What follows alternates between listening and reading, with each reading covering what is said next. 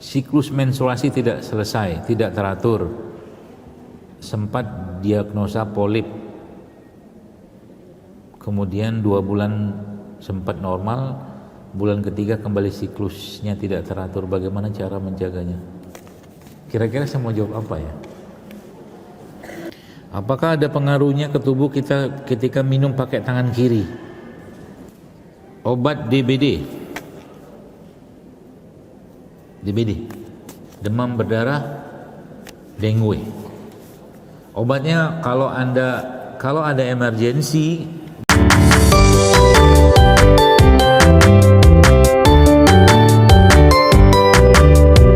tubuh kita itu kan di set up sama Allah berada pada pH yang normal. Enggak normal banget ya, sekitar 7,3 7,4 lah ya. Dia dibilang normal, netral itu kan pH-nya 7. Di bawah 7 itu namanya asam, di atas 7 pH-nya namanya basa. Gitu loh. Makanya saya sering sebutnya kita tuh agak-agak light alkaline, alkali ringan gitu loh. Nah, makanan yang kita makan ya, itu dan emosi yang kita rasakan itu bisa mengubah suasana pH itu. Contoh mungkin, kalau nanti coba aja lihat, jamaah sekalian lihat, buka datanya, tulis aja, ketik situ namanya acid forming food. Acid forming food. Acid forming food itu makanan pembentuk asam, yang menyebabkan asam. Nanti ada juga alkaline forming food, gitu loh. Nah, kita mau nggak mau harus jujur bahwa banyak yang kita makan dari pagi sampai sore hari sampai malam hari kebanyakan yang asam. Nah, masalahnya adalah apa? Masalahnya adalah ketika terlalu asam, ya, maka tubuh akan menyeimbangkan itu dengan cara mengambil sumber kalsium. Oke. Sumber kalsium itu yang paling banyak adanya di mana? Gigi sama tulang. Nanti coba baca lagi datanya. Saya agak bukan males sih, agak nggak mau membuka diskusinya. Ya, salah satunya sih ya. Itu ternyata negara-negara yang justru malah tingkat konsumsi susu, ya, itu ternyata angka osteoporosisnya malah tinggi. Kan nggak nyambung dengan konteks bahwa susunya adalah sumber kalsium. Nanti kita lihat itu dibahas dari berbagai sudut pandang, dari pH-nya apa segala macam gitu-gitulah. Nah, kembali ke pergigian tadi. Jadi kalau misalkan ibu bilang kalau minum jeruk nipis misalkan itu menyebabkan atau bisa membuat ada masalah nggak untuk jangka panjang, misalkan menyebabkan giginya bermasalah. Sebenarnya gigi bermasalah itu sendiri bukan masalah dari jeruk nipisnya, sudah karena asam duluan, itu masalahnya. Jadi ketika ketemu jeruk nipis jadi sakit, dia nggak nyaman, orang bilang apa, ngilu gitu kan. Itu masalah di gigi itu dan masalah di gigi itu bukan masalah sehari 2 hari ya. Plak yang muncul di gigi seseorang itu hasil dari asam. Plak ya, plak yang ada di bawah karang gigi itu hasil fermentasi dan hasil asam yang ada pada perut kita. Jadi jangan berpikir bahwa ketika kita membersihkan karang gigi itu kemudian problematika di dalam ini kelar, enggak. Lokal ya di lokalnya sih ya. Nah, jadi kalau jangka panjang gimana ya? Kalau logikanya sih ya. Tadi kan saya tuangkan ini tuh berapa banyak? 1/4 tuh. Gak ada masalah lah sebenarnya. Asal jangan, kan ada kapan hari itu ada tuh lagi tren-tren minum jeruk nipis kilo gitu kan. Ada. Supaya turun berat badan. Saya sebutin lah itu kan, ada kan. Itu kan ya kacau lah lambungnya. Gitu loh. Kalau cuil-cuil begini aman aja, insyaallah tidak ada masalah. Ya, gitu Bu ya. Jelas ya? Nah, jadi makanya nanti alkaline forming food ini, makanan-makanan pembentuk alkali ini Anda pelajari apa saja. Contohnya apa? Udah ketemu, udah lihat belum tadi? Alkaline forming food. Contohnya apa?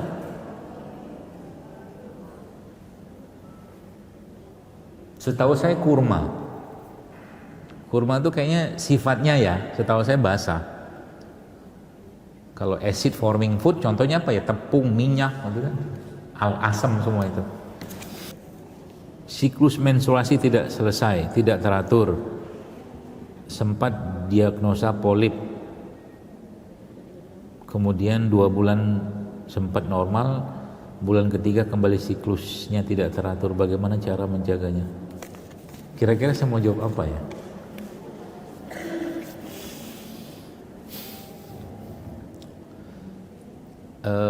Nggak usah dicari atau nggak usah dipikir bagaimana korelasinya, tapi ini yang saya pelajari. Kalau menstruasi begini bermasalah, perbaikilah hubungan sama ibu.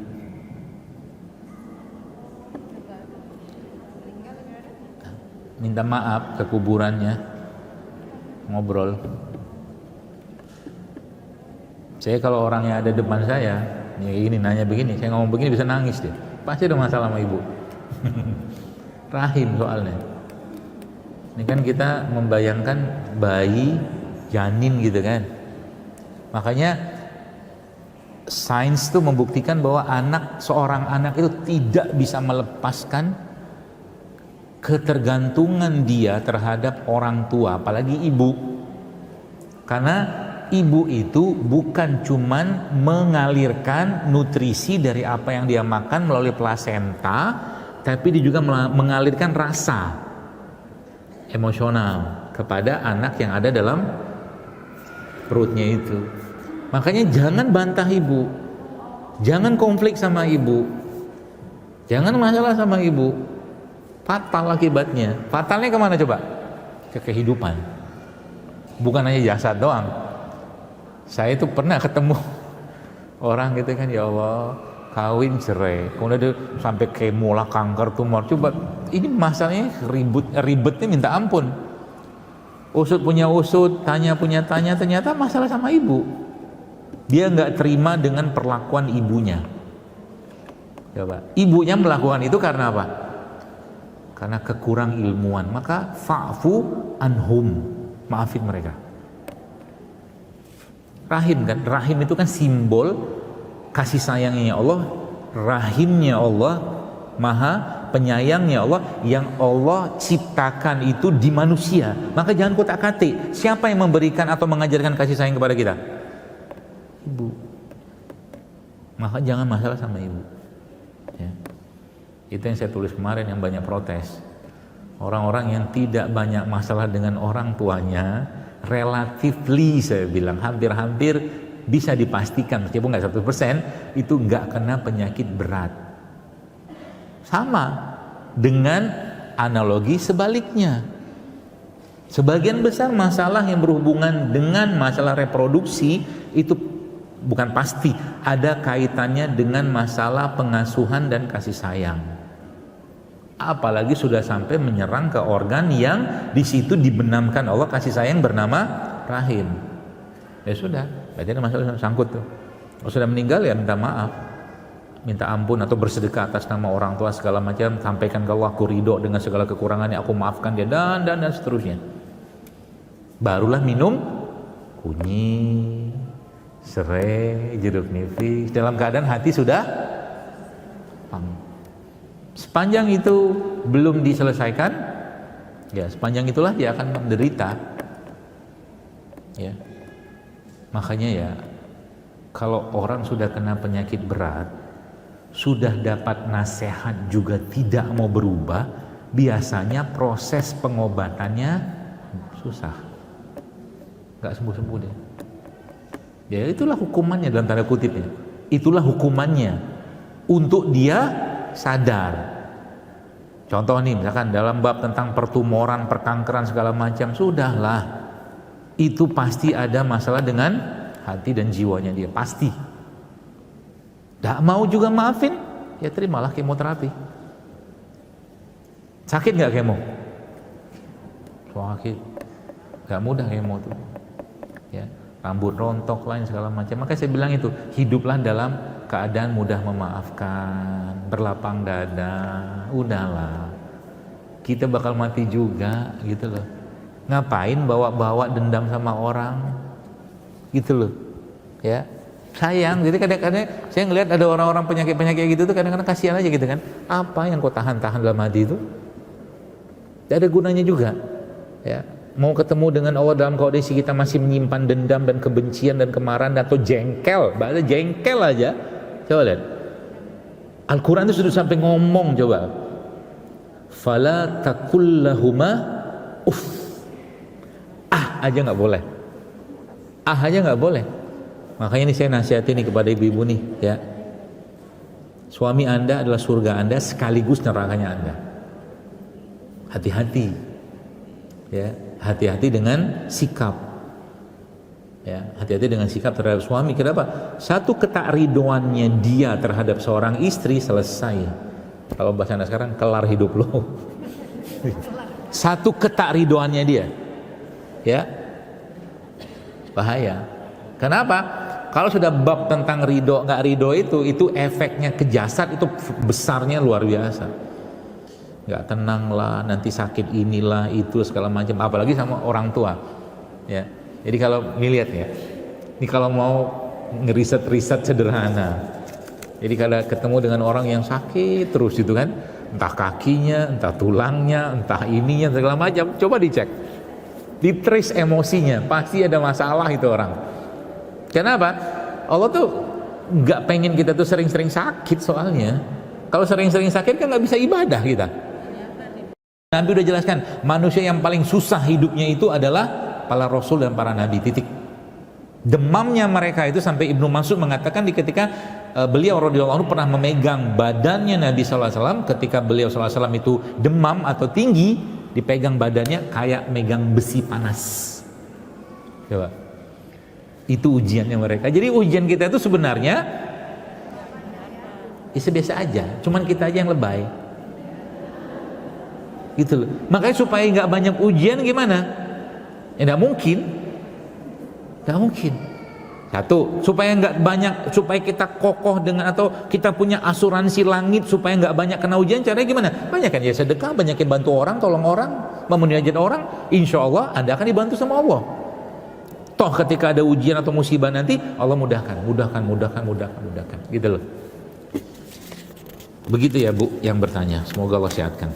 Berarti bisa pakai ini bisa. Kalau nggak mau pakai, kalau mau pakai yang produk kita di luar juga bisa tuh. Berkah Makur Blend juga bisa. Isinya juga ini juga. Kalau nggak mau ribet. Saya punya anak perempuan lah yang usianya 10 tahun. Apakah boleh anak 10 tahun mengkonsumsi jamu kunyit asam tiap hari?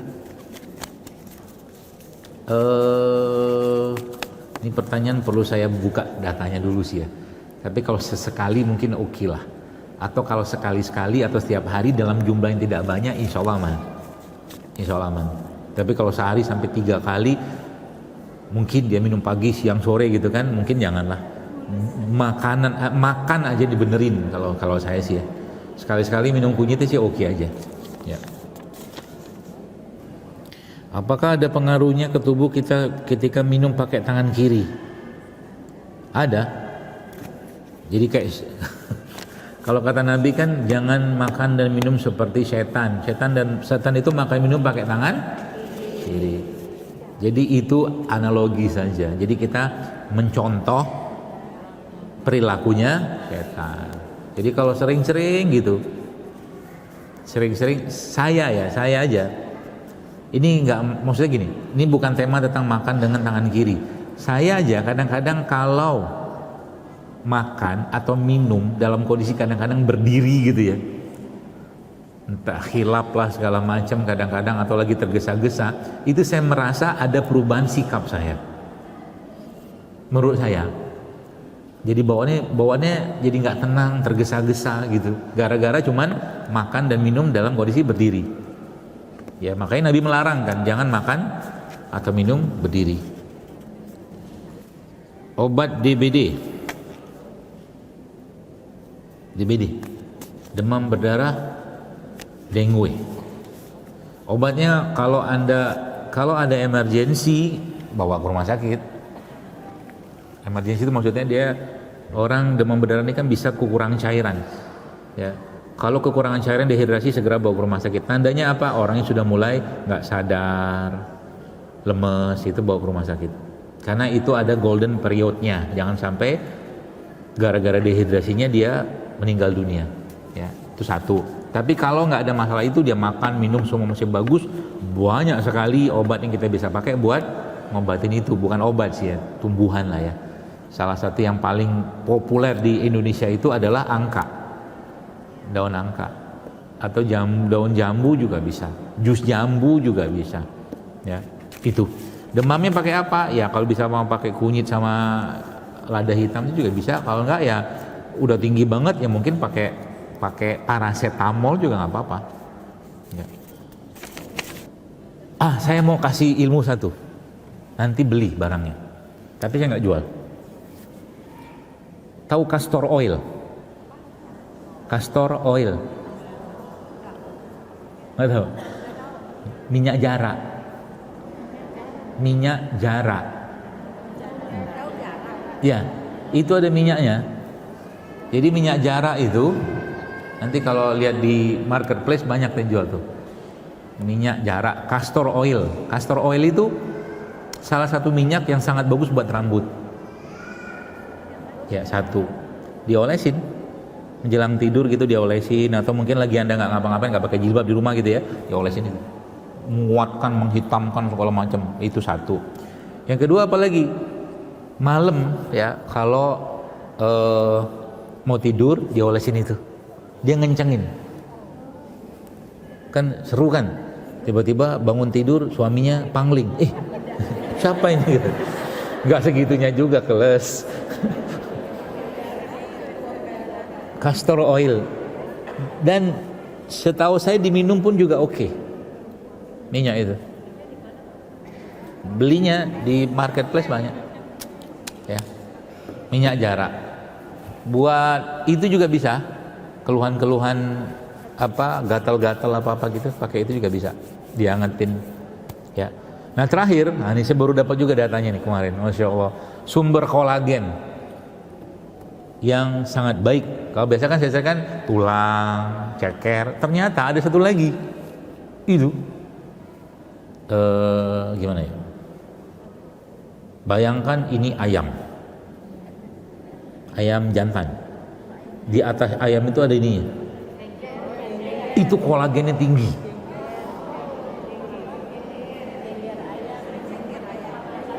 Apa namanya? Gengger. Ya. Itu kolagennya tinggi. 90% isinya kolagen. Gengger ayam itu. Saya nggak jual, yang jual pedagang ayam. Nanti biar keren beli sama dia, bang beli kolagen sih, gitu kan. Jual gengger ayam. Gitu. Ya. Apa fungsi kolagen? Banyak. Ya. Nah, tadi bab tentang pertulangan, persendian, kulit keriput itu pakai kolagen aja. Sumbernya di mana? Banyak. Biasa kita sebutkan ceker ayam, kulit ikan, tulang, bahkan itu cangkangnya telur itu tinggi kolagen tuh. Ya. Termasuk tadi terakhir jengger ayam tuh.